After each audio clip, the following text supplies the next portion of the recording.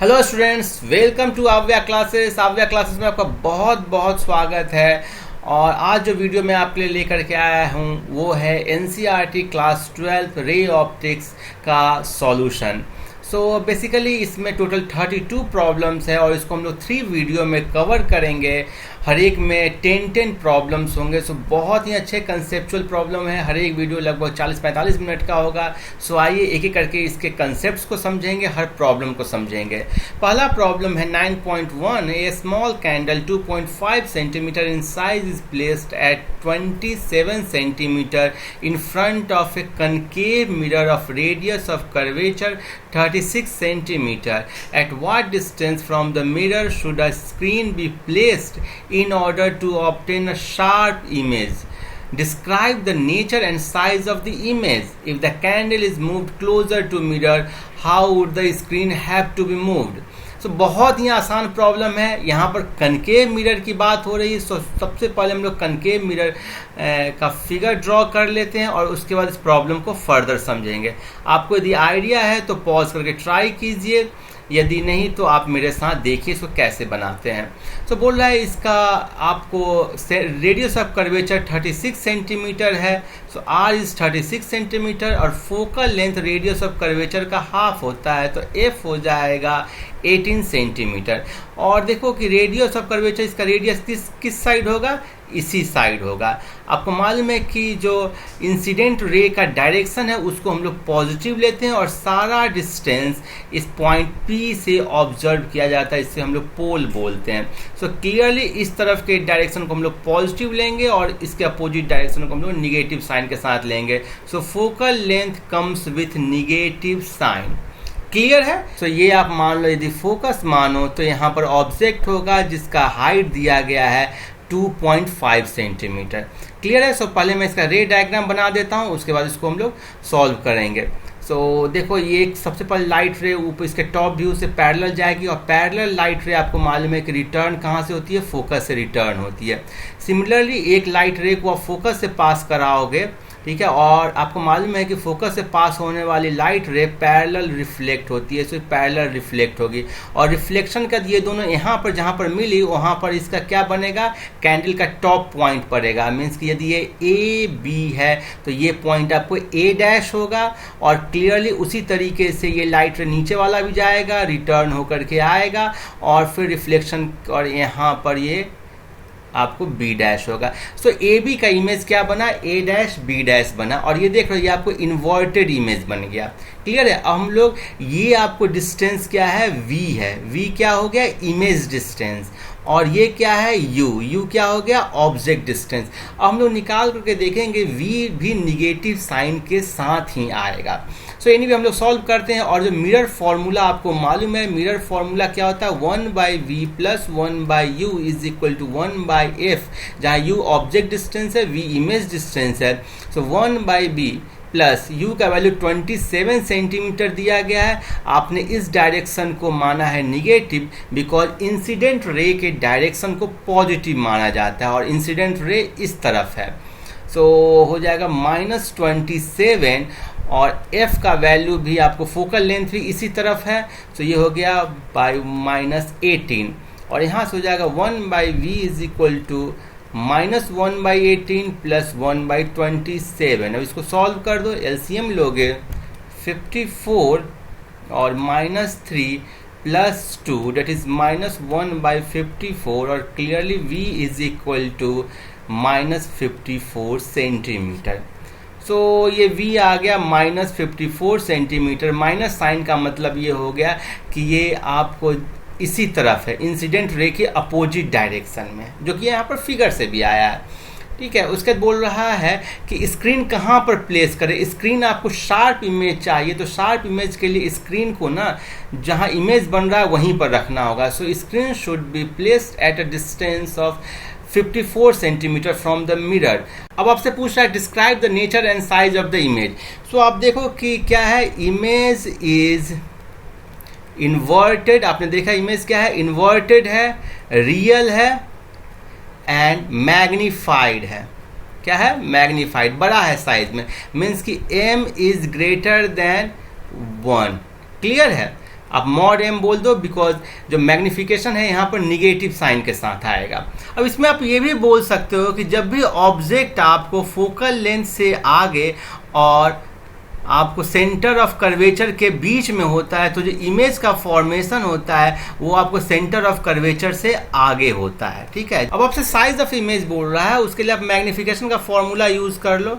सो magnification mirror के case में क्या होता है, ये होता है -v/u, और मैग्निफिकेशन होता है height of image divided by height of object. So clearly यहाँ से देखो हाइट ऑफ इमेज आपको कैलकुलेट करना है, साइज ऑफ इमेज, और हाइट ऑफ ऑब्जेक्ट दिया गया 2.5 सेंटीमीटर। आपने माना है कि ऊपर वाले डायरेक्शन को पॉजिटिव मान रहे हैं, और ये हो गया माइनस इमेज डिस्टेंस है 54 विथ निगेटिव साइन। आपको साइन कन्वेंशन यहाँ पर अप्लाई करना है। इस फॉर्मूला में क्या करना है, अप्लाई द साइन कन्वेंशन। आपको पॉजिटिव या निगेटिव साइन जिसके साथ भी आ रहा है वो लिखना होगा। -27, सो क्लियरली ये हो गया -2, और HI हो जाएगा -2 into 2.5, that is -5 centimetre. Minus sign कहने का मतलब क्या हो गया, यदि ऊपर वाले डायरेक्शन को पॉजिटिव माने हो तो नीचे वाला डायरेक्शन क्या होगा, निगेटिव साइन के साथ आएगा। मीन्स कि जो इमेज है वो आपको इन्वर्टेड है। ठीक है, ये इमेज इन्वर्टेड है और रियल है। कॉनकेव मिरर में जब भी इन्वर्टेड इमेज होगा तो रियल होगा। क्लियर है। सो अब नेक्स्ट पूछ रहा है, if the candle moves closer to the mirror how would the screen have to be move. So जैसे जैसे कैंडल क्लोजर पे आएगा ये जो इमेज है ये दूर चलता जाएगा। मीन्स कि स्क्रीन को आपको मूव करना होगा, और कैंडल जब फोकस पे आएगा तो इमेज कहाँ बनेगा, इन्फिनिटी पे बनेगा। सो क्लियरली आपको लिखोगे ऐसे, when you tends to focus then image tends to infinity, and for u यदि लेस देन f होगा। ठीक है, मीन्स कि फोकस जो ये पॉइंट है ना इसके आगे ले आए यहाँ पर, तो इमेज क्या बनता है, किस तरह बनता है, मिरर के दूसरी साइड बनता है। ये आपको वर्चुअल इमेज बनता है। ये कौन सा इमेज होगा, वर्चुअल। और वर्चुअल इमेज क्या होता है, बड़ा होता है। So clearly for u less than f image is virtual, erect. Clear है। और इस केस में जब फोकस पर इमेज होगा, जो ऑब्जेक्ट होगा, तो इमेज कहाँ बनेगा, इन्फिनिटी पे बनेगा। सो इसको भी हम लोग एक बार फिगर देख लेते हैं, तो हम लोग नेक्स्ट प्रॉब्लम में मूव करेंगे। सो यहाँ कनकेव मिरर है, सपोज करो ये फोकस है, यहाँ पर ऑब्जेक्ट रखा गया। सो ये पैरेलल लाइट रे यहाँ से लौट जाएगी, दूसरी लाइट रे ये आपको सेंटर ऑफ कर्वेचर है, ये फोकस है, दूसरी आपको सेंटर ऑफ कर्वेचर से मान रहे हो कि गई और इसी से लौट गई। आपको मालूम है सेंटर ऑफ कर्वेचर से जो भी लाइट रे मिरर को हिट करती है, जो भी लाइट रे सेंटर ऑफ कर्वेचर से पास करेगी वो फिर लौटेगी भी उसी पॉइंट से। सो ये जैसे जाएगी वैसे लौट जाएगी। ये दोनों पैरेलल होंगे, और पैरेलल लाइट रे कभी नहीं मिलते हैं, ये मिलते हैं इन्फिनिटी पे। सो जब ऑब्जेक्ट फोकस पे होगा तो इमेज कहाँ बनेगा, इन्फिनिटी पे बनेगा। तो मेरे ख्याल में ये प्रॉब्लम आप समझ गए होंगे।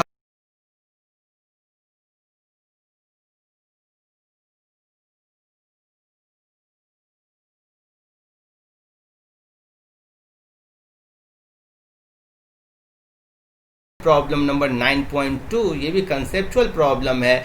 ए 4.5 centimetre needle is placed 12 centimetre away from a convex mirror. यहाँ पर क्या यूज हो रहा है, convex mirror of focal length 15 centimeter. Give the location of the image and the magnification. Describe what happens as the needle is moved further from the mirror. So पहले मैं figure बना लेता हूँ, फिर इसको सॉल्व करेंगे। आप ट्राई करना चाहो तो इसको पॉज करके ट्राई कीजिए। तो ये सबसे पहले कन्वेक्स मिरर मैं बनाया। कन्वेक्स मिरर और कनकेव मिरर में क्या डिफरेंस है वो आपको पिछले प्रॉब्लम और इस प्रॉब्लम में समझ में आ जाएगा। ठीक है। सो बोल रहा है कि नीडल प्लेस्ड हुआ है 12 centimetre away from the convex mirror. So यहाँ पर नीडल प्लेस हुआ 12 सेंटीमीटर और इसका फोकल लेंथ है 15 सेंटीमीटर। सो आप देखो कि इसका रेडियस जो होगा ना, इसका जो सेंटर होगा वो इस तरफ होगा। सो सेंटर सपोज करो कि ऑलमोस्ट यहाँ पर है 30 सेंटीमीटर पर, और फोकल लेंथ उसका हाफ होगा, सो 15 सेंटीमीटर। क्लियर है। अब इसका इमेज कैसे आप रे डायग्राम से देखोगे। सो सबसे पहले पैरेलल लाइट रे को इससे कराओ। सो टॉप से पैरेलल लाइट रे जाएगा। पैरेलल लाइट रे रिफ्लेक्शन के बाद किससे पास करता है, फोकस से पास करता है। सो ये ऐसे आपको रिफ्लेक्ट हो जाएगा। देखो ये लाइट रे फील होगा कि कहाँ से आ रहा है, फोकस से आ रहा है। और दूसरा आप लाइट रे को क्या करो, सेंटर ऑफ कर्वेचर पर भेजो। तो सेंटर ऑफ कर्वेचर पर जो लाइट रे जाएगा वो फिर रिफ्लेक्ट भी उसी डायरेक्शन में होगा। सो लाइट रे ऐसे जाएगा और इसी तरफ लौट जाएगा।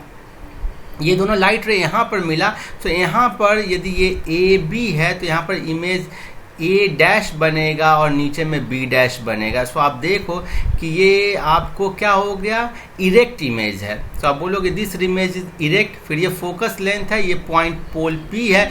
सो ये इरेक्ट होगा। फिर सेकंड क्या होगा, ये लेस इन साइज होगा एंड वर्चुअल होगा। ठीक है, तो अब देखो इरेक्ट तो आपको समझ में आ गया कैसे। वर्चुअल क्या हुआ, देखो यहाँ पर जो लाइट रे है ना एक्चुअली में मीट नहीं कर रहा है। कनकेव मिरर में हम लोग देखे थे लाइट रे एक्चुअल में मीट किया था। सो जब लाइट रे एक्चुअल में आकर के मिलेगा ना, कन्वर्ज करेगा तो रियल इमेज बनेगा। जबकि लाइट रे अपीयर्स होगा कि उस पर्टिकुलर पॉइंट से डाइवर्ज हो रहा है, तो वो क्या हो जाएगा, वर्चुअल इमेज। सो यहाँ पर लाइट रे आपको फील हो रहा है कि इस पर्टिकुलर पॉइंट से डाइवर्ज हो रहा है। सो ये वर्चुअल इमेज हो गया। इरेक्ट तो है ही और लेस देन साइज है। फिर ये जो इमेज है ना वो क्या है, पोल और फोकस के बीच में बन रहा है। सो वी बोलोगे आपको क्या है, फोकस से छोटा है। क्लियर है। सो ये आप समझ गए। अब हम लोग इसका मिरर फॉर्मूला का अप्लाई करते हैं और तब देखते हैं कि लोकेशन ऑफ इमेज क्या आया। सो 1/v + 1/u = 1/f आपको मिरर फॉर्मूला है। 1/v = 1/u क्या होगा, आपको किस साइन के साथ आएगा, इस तरफ है। सो -12 हो जाएगा, बिकॉज पोल के इस तरफ आप लोगे पॉजिटिव साइन, इस तरफ लोगे निगेटिव साइन। इंसिडेंट रे के डायरेक्शन को आप पॉजिटिव लेते हो। सो -12 और एफ देखो इंसिडेंट रे के डायरेक्शन में है, मीन्स इस डायरेक्शन में, तो ये पॉजिटिव साइन के साथ आएगा। 1/15 हो जाएगा। 1/v = 1/15 + 1/12 और ये हो जाएगा 64, 5, 9/60 and v = 60/9 that is 20/3 that is 6.7 centimetre. So ये डिस्टेंस जो आया ना वो पॉजिटिव साइन के साथ आया, ये ध्यान दो, मीन्स कि इस तरफ आया 6.7 सेंटीमीटर। फिर आपसे बोल रहा है कि मैग्नीफिकेशन के लिए आप क्या यूज़ करोगे, आपको फॉर्मूला होता है m = -v/u, आपको उसका साइन कन्वेंशन अप्लाई करना होता है। और ये हो गया m हो गया height of image divided by height of object -v positive sign के साथ है +20/3 और u आपको निगेटिव साइन के साथ है -12। तो ये हो गया आपको 20/3 × 12। तो इसको सॉल्व कर देंगे। सो 3 और ये 5 that is 5/9। So clearly hi/h0 हो गया आपको +5/9 और hi = 5/9 h0। h0 का वैल्यू क्या दिया गया है, ये है आपको 4.5 centimetre that is 9/2 centimetre. So ये comes 9/2 that is 2.5 centimetre. So height of image हुआ 2.5 centimetre with positive sign, means की इमेज क्या हुआ, इरेक्ट हुआ। तो ये भी हम लोग ने देख लिया। लेस इन साइज हुआ। अब बोला describe what happens if the needle is moved further from the mirror. So needle को यदि मिरर से दूर ले जाओगे, सपोज करो कि यहाँ पर ले गए, बहुत दूर ले गए, यहाँ ले गए, सो उस केस में ये क्या होगा, ऑब्जेक्ट फील होगा कि इन्फिनिटी से आ रहा है। जो इमेज है, जो लाइट रे है वो इन्फिनिटी से आ रहा है और कहाँ पर बनेगा इमेज, फोकस पे बनेगा। So when u tends to infinity v tends to focus. बच्चों अब हम लोग प्रॉब्लम नंबर 9.3 डिस्कस करने वाले हैं। A tank is filled with water to a height of 12.5 centimeter. The apparent depth of a needle lying at the bottom of tank is measured by a microscope to be 9.4 centimeter. What is the refractive index of water if water is replaced by a liquid of refractive index 1.63 up to the same height? By what distance would the microscope have to be moved to focus on the needle again? अब इसका figure बनाकर concept समझते हैं और problem solve करेंगे। So suppose करो कि एक टैंक है, ठीक है, जिसमें कि water up to depth h तक रखा गया है। सो यहाँ पर इसका डेप्थ क्या है, h है।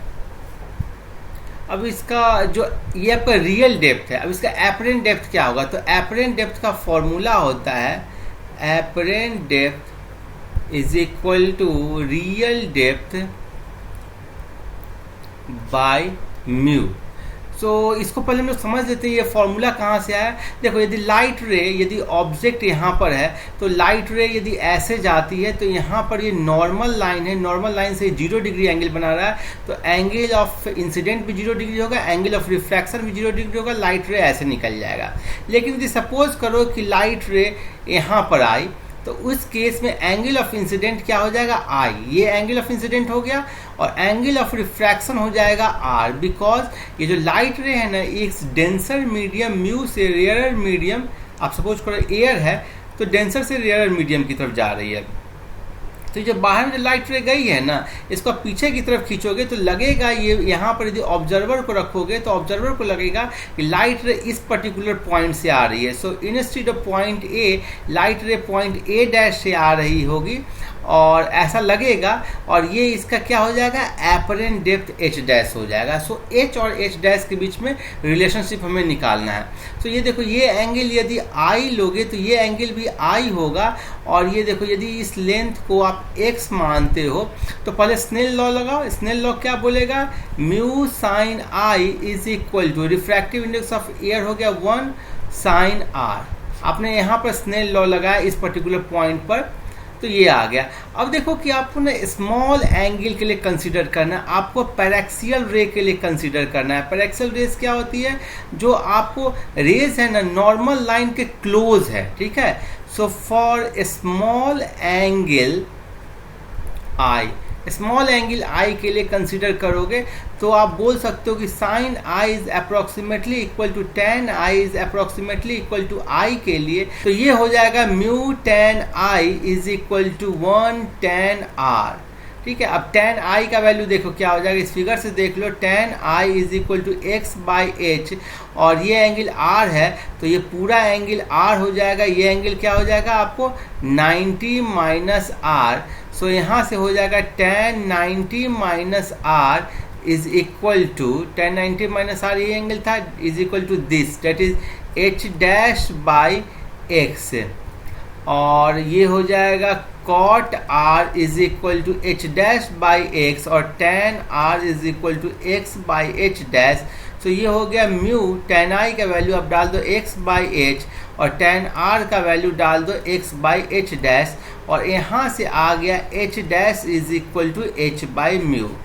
सो आपने देखा कि ये आपको पैरेक्सियल रेज के लिए, जो रेज आपको नॉर्मल लाइन से क्लोज हैं उसके लिए है, नंबर 1। नंबर 2 ये है कि एपरेंट डेप्थ का फॉर्मूला आया रियल डेप्थ बाय म्यू के इक्वल। अब यहाँ पर म्यू का वैल्यू क्या होगा, जहाँ म्यू होगा mu denser with respect to mu rarer, clear है, मीन्स कि ये होगा mu denser divided by mu rarer. Means suppose करो कि यहाँ पर इंस्टेड ऑफ एयर, यहाँ पर सपोज करो कि ये जो लिक्विड होता उसका रिफ्रैक्टिव इंडेक्स म्यू1 होता, और ये जो ऑब्जर्वर का रिफ्रैक्टिव इंडेक्स म्यू2 होता, तब आपको ये क्या होता, म्यू1 बाई म्यू2, ठीक है, mu denser with respect to rarer का वैल्यू होता, ठीक है, समझ गए। मीन्स कि ऑब्जेक्ट डेंसर मीडियम में और ऑब्जर्वर रेयरर मीडियम में। अब इस पर्टिकुलर प्रॉब्लम को हम लोग सॉल्व करते हैं। सो आपको दिया गया है एपरेंट डेप्थ दिया गया है 9.4, आप देखोगे तो एपरेंट डेप्थ 9.4 है और रियल डेप्थ है 12.5। So apparent depth is equal to real depth by mu, और यहाँ से म्यू का वैल्यू हो गया 12.5 divided by 9.4, that is equal to 125 by 94 is equal to आपको आ जाएगा 1.33। सो अब आपको सेकेंड इसका जो पार्ट है, सो वाटर का रिफ्रैक्टिव इंडेक्स 1.33 निकला। सेकेंड पार्ट बोल रहा है if water is replaced by a liquid of refractive index 1.63 up to the same height by what distance would the microscope have to be moved. So अब 1.63 वाट liquid का refractive index दिया गया है, तो उस केस में एपरेंट डेप्थ एच डैश हो जाएगा एच बाई रिफ्रैक्टिव इंडेक्स 1.63 और इसको आप सॉल्व कर दोगे तो एच डैश का वैल्यू आ गया 7.7। क्लियर है। सो पहले आपको एपरेंट डेप्थ था 9.4 और अब आपको एपरेंट डेप्थ में एच डबल डैश बोल देता हूँ, ये आगे 7.7। सो कितना से आपको मूव करना होगा माइक्रोस्कोप को, 9.4 minus 7.7 that is equal to 1.7 centimetre. ठीक है। सो आपको 1.7 सेंटीमीटर से माइक्रोस्कोप को मूव करना होगा। अब इसमें एक और कंसेप्ट है, यदि ऑब्जेक्ट रेयरर मीडियम में हो और ऑब्जर्वर डेंसर मीडियम में हो तो क्या होगा। सपोज करो कि ये वाटर है और यहाँ पर फिश हो जो कि किसी बर्ड को देख रही हो। ठीक है। सो यहाँ पर सपोज करो कोई ऑब्जेक्ट है या बर्ड है। सो क्लियरली पहले क्या होगा, देखो लाइट रे यहाँ से आएगी। ठीक है। और ये लाइट रे क्या है, नॉर्मल की तरफ आएगी बिकॉज ये डेंसर मीडियम है। सो ये लाइट रे आपको नॉर्मल की तरफ आए। सो इन लाइट रे इस फिश को फील होगा कि ऊपर से आ रहा है। ठीक है। बिकॉज आप जानते हो कि लाइट रे ऑब्जेक्ट से डाइवर्ज होती है। सो डाइवर्ज होगी और फिश तक पहुंचेगी। सो क्लियरली यदि इसका रियल हाइट यदि h है तो अब जो फिश के लिए जो इसका हाइट होगा ना वो क्या होगा, म्यू इंटू एच होगा। सो इस केस में एपरेंट डेप्थ बोल दो, एपरेंट डेप्थ या apparent height is equal to mu into real height. So आप ध्यान देना कि यदि ऑब्जेक्ट आपको डेंसर मीडियम में है तो म्यू से डिवाइड होता है और रेयरर मीडियम में है तो म्यू से क्या होता है, मल्टीप्लाई होता है। जहां म्यू का जो वैल्यू होता है वो होता है mu denser divided by mu rarer with respect to air. Clear है।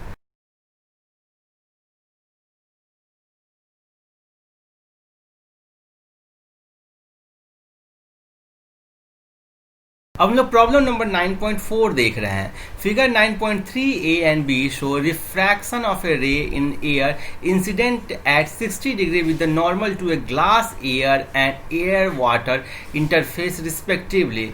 Predict the angle of refraction in glass when the angle of incident in water is 45 degree with the normal to a water glass interface। देखो बहुत ही आसान problem है, बहुत ही अच्छा problem है। ये basically आपको दो फिगर दिया गया और उसमें एंगल ऑफ इंसिडेंट और एंगल ऑफ रिफ्रैक्शन दिया गया है।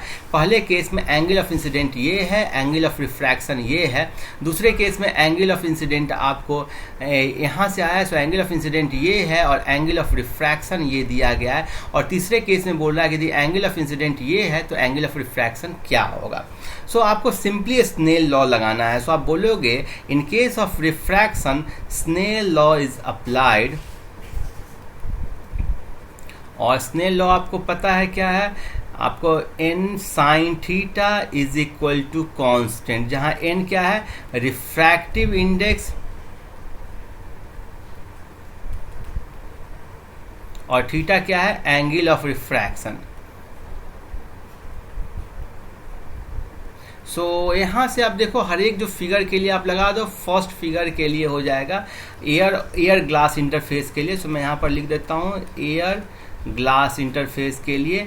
सो refractive index of air into sine angle, और एंगल ऑफ इंसिडेंस क्या है 60 डिग्री इज इक्वल टू क्या हो जाएगा, refractive index of glass into angle of refraction sine 35 degree. So clearly यहाँ से आ जाएगा Ng by Na is equal to sine 60 degree by sine 35 degree. कोई दिक्कत नहीं है। सो आप इसको सॉल्व कर दोगे तो साइन 60 डिग्री होता है 0.866 और ये हो गया 0.574। इस ये हो गया आपको इक्वल अप्रॉक्सीमेटली 1.51 के इक्वल। अब हम लोग फिगर बी में आते हैं। सो इस फिगर बी के लिए फिर आप ऐसे ही लगाओगे, एयर के लिए Na sine 60 degree is equal to Nw sine 47 degree. Clear है। So clearly refractive index of water divided by refractive index of air is equal to हो गया sine 60 degree divided by sine 47 degree. Sine 60 degree का value आपको मालूम 0.866 and sine 47 degree is equal to 0.731। So जब इसको solve करोगे तो ये आ जाएगा आपको 1.18, ठीक है। एक्चुअल में आंसर ये आएगा, बट आपके बुक में क्या दिया गया है 1.32, ठीक है। ये आपको बुक का फिगर है। सो हम लोग दोनों से देख लेते हैं कि एक्चुअल में आंसर क्या आना चाहिए और बुक में क्या दिया गया है। सो बेसिकली आपके बुक में जो आंसर दिया गया है वो रॉन्ग दिया गया है। क्लियर है। हम लोग तीसरे फिगर में जाते हैं तो ये बोलता है NW साइन 45 डिग्री। देखो वाटर के लिए यही हो जाएगा, refractive index of water into angle जो है उसका साइन कंपोनेंट ले लिए, इज इक्वल टू आपको निकालना है ग्लास के लिए। सो NG साइन थीटा, और यही थीटा का वैल्यू आपको निकालना है। सो क्लियरली यहाँ से हो जाएगा sine theta is equal to NW by NG sine 45 degree. अब वैल्यू पुट कर दो, NW बाई NG को लिख सकते हो NW बाई NA, और ये NA by NG sine 45 degree का वैल्यू हो गया 1/√2। तो मैं सबका वैल्यू पुट कर देता हूँ।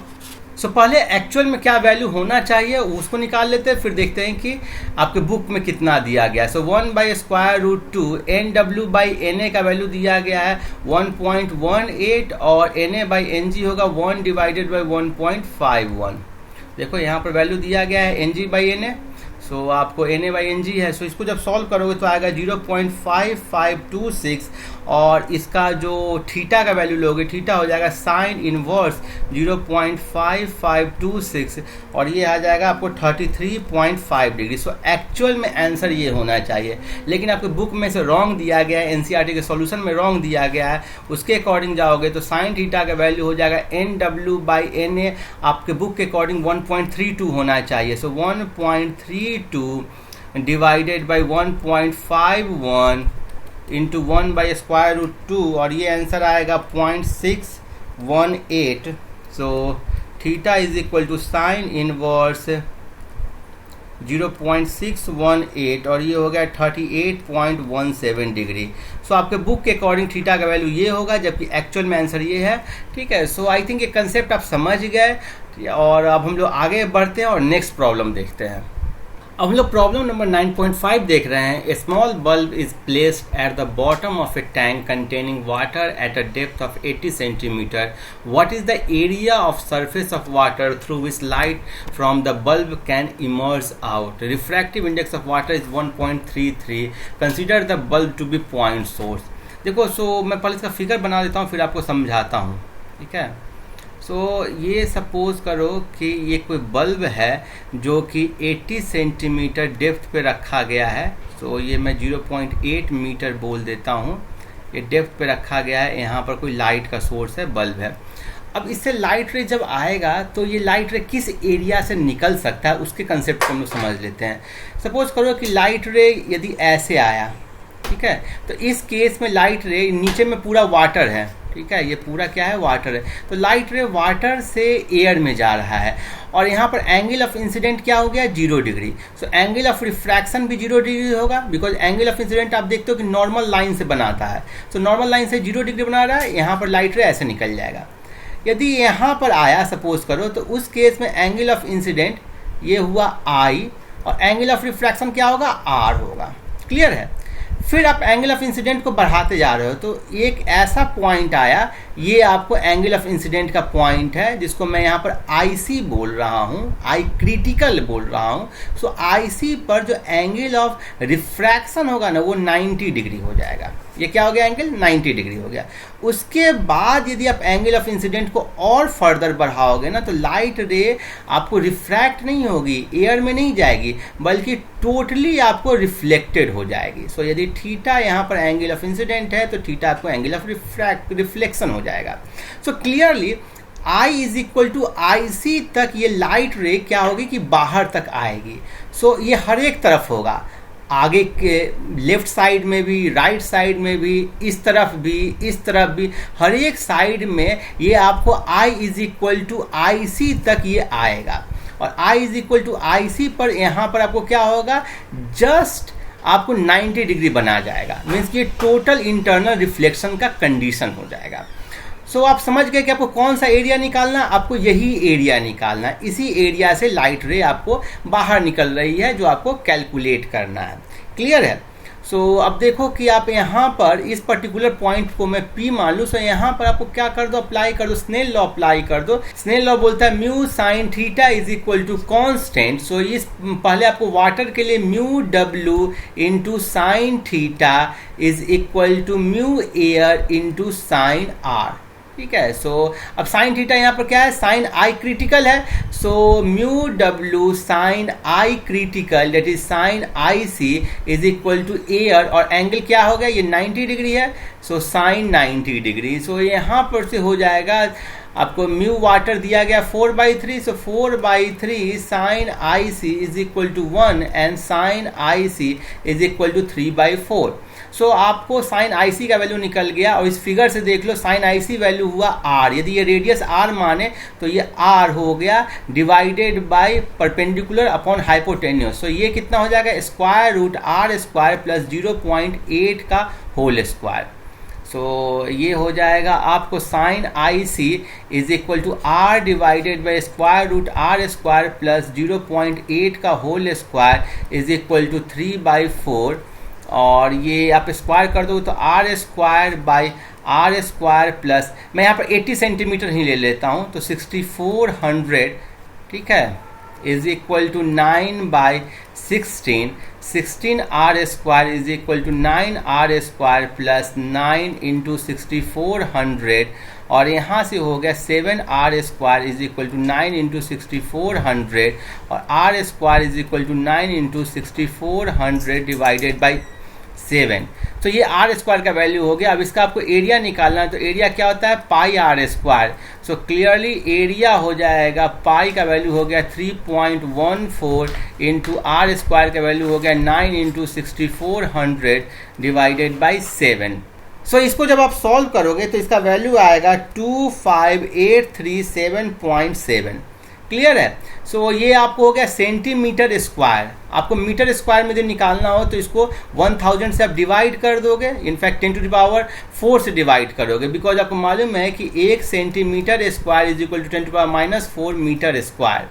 सो यहाँ से ये हो जाएगा 2.58 metre square, it is 2.6 metre square.